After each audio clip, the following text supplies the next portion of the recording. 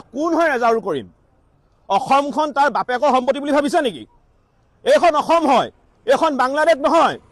অসমত কেৱল মাত্ৰ অসমীয়া মানুহৰ প্ৰভুত্ব আধিপত্য থাকিব লাগিব। ইয়াত মিয়াৰ এটাও দম্ভালি আমি সহ্য নকৰোঁ। দ্বিতীয়তে, আমি যিবিলাক কথা সদায় কৈ আহিছোঁ যে অসমখন এচাম মিয়াই নামনি অসমৰ পিছত এতিয়া উজনি অসমত আগ্ৰাসন চলায়। অসমখন বাংলাদেশৰ লগত চামিল কৰিবৰ কাৰণে আৰু অসমখন ইছলামিক ৰাষ্ট্ৰলৈ ৰূপান্তৰিত কৰিবৰ কাৰণে চেষ্টা চলাই আহিছে। আৰু সেই কথাটো কিন্তু আজি আখৰে আখৰে মিলি গৈছে।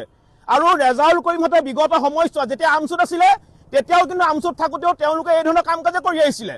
আজি ৰেজাউল কৰিমে কংগ্ৰেছত যোগদান কৰি সমগ্ৰ উজনি অসমখনক মিয়াৰ আগ্ৰাসন কৰাৰ এক এজেণ্ডা তৈয়াৰ কৰিছে। আৰু কংগ্ৰেছে ইয়াত হাৰুজান দিছে। আৰু কংগ্ৰেছে হাৰুজান দিয়া এটা কথা কাৰণ কংগ্ৰেছ মানে মিয়া আৰু মিয়া মানে কংগ্ৰেছ, আৰু ইয়াৰ উচিত প্ৰত্যুত্তৰ দিয়া হ'ব।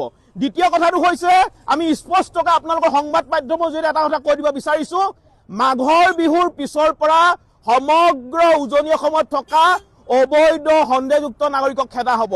কোনোবা যদি ৰেজাউল কৰিমত যদি কাৰোবাৰ যদি সাহস আছে, যদি দম আছে, এটা সন্দেহযুক্ত নাগৰিকক উজনি অসমত ৰখাই দেখুৱাওক। উজনি অসমত থকা প্ৰতিটো সন্দেহযুক্ত নাগৰিক মিয়াৰ পিঠি কিন্তু আমি বহল কৰিম, এইটো স্পষ্ট কথা। কোনো সন্দেহযুক্ত নাগৰিক মিয়া উজনি অসমত দবদবাবলৈ নিদিওঁ। আৰু উজনি অসমখন আমি কোনো কাৰণতে ধুবুৰীৰ দৰে মিয়াৰ আগ্ৰাসন হ'বলৈ নিদিওঁ। ইয়াত ৰেজাউল কৰিমহঁতে যিমানে চেষ্টা নকৰক কিয়, প্ৰয়োজন হ'লে কিন্তু মিয়াৰ পিঠি, পুনৰবাৰ কৈছোঁ, মিয়াৰ পিঠি গুৰুকৈ বহল কৰি দিম। কিন্তু কোনো কাৰণতে উজনি অসমত মিয়াৰ দবদবনি চলিবলৈ নিদিওঁ, এইটো স্পষ্ট কথা।